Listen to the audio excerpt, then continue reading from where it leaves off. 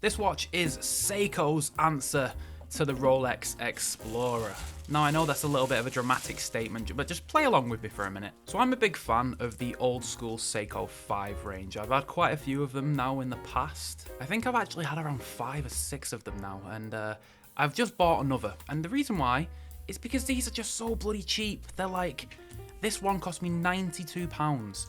£92. It's just ridiculous how cheap they are. I'll leave a link to the website that I bought this one from in the description so that you can pick it up for the same price. So this is the Seiko 5 SNK 393K1, which means it's the Korean version, I believe. And if you was wondering why I was calling this a Rolex Explorer alternative, well, there you go, you have your answer.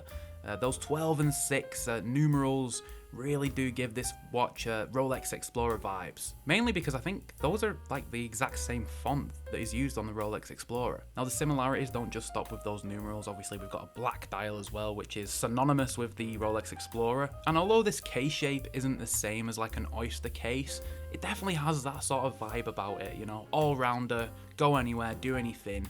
It's just that sort of watch. However, the specs of the watch definitely don't match the Rolex Explorer in terms of like the toughness, because these old school Seiko 5s don't, usually anyway, only come with like 30 meters of water resistance. So like they're okay for splashing as you're washing your hands, but do not take these underwater whatsoever because they will fail. And I say that from experience. I've dipped one of these in a bucket of water before by mistake when I was trying to get something out of it, and yeah, water got inside. So that was a bad day for me. But yeah, as you can see, this is a brand spanking new Seiko 5 automatic watch for £92. It's ridiculous how cheap these watches are, especially compared to how much the modern Seiko 5 range costs. Some stickers to take off here, nicely done. Another sticker on the bracelet, and that's it. No sticker on the case back and no sticker on the dial. Now, as I mentioned, this is an automatic Seiko 5, and in the back of here is a legendary Seiko movement, the 7S26. Now, if you've never heard of this movement, this is a bit of an icon in the watch world. This is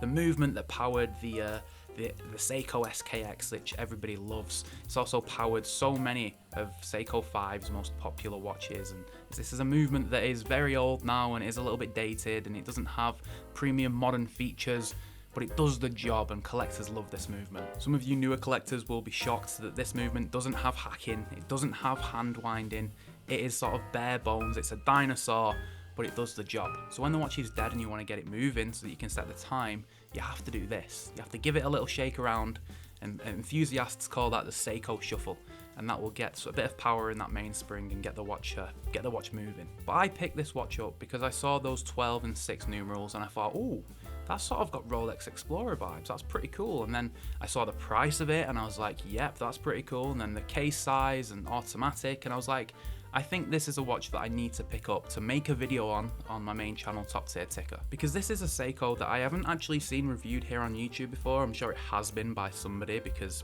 pretty much every Seiko's been covered now, but it's definitely a Seiko I think my audience will enjoy seeing, especially because it's still only £92 and there's not really much competition at this sort of price for an automatic Seiko. And with that dial design, I think this is a great everyday option that a lot of people are going to be interested in. Now let's set the time so we can have some aesthetically pleasing shots. There you go, 10 past 10. Always looks better, doesn't it? Now the bracelet and clasps on these old Seiko 5s are always the same. It's always pressed metal, the pressed clasps. They pull your hair, they hurt, they look a bit crap, but you tend to swap these bracelets out for a leather strap anyway, or a NATO strap, and that's where you get the most sort of enjoyment and fulfillment out of this sort of watch. There is instances where aftermarket bracelets actually fit inside here, so if you've got an 18mm Jubilee, it would actually fit inside of here quite well. I've done that before with my Seiko 5 SNKL23 and it actually fit perfectly.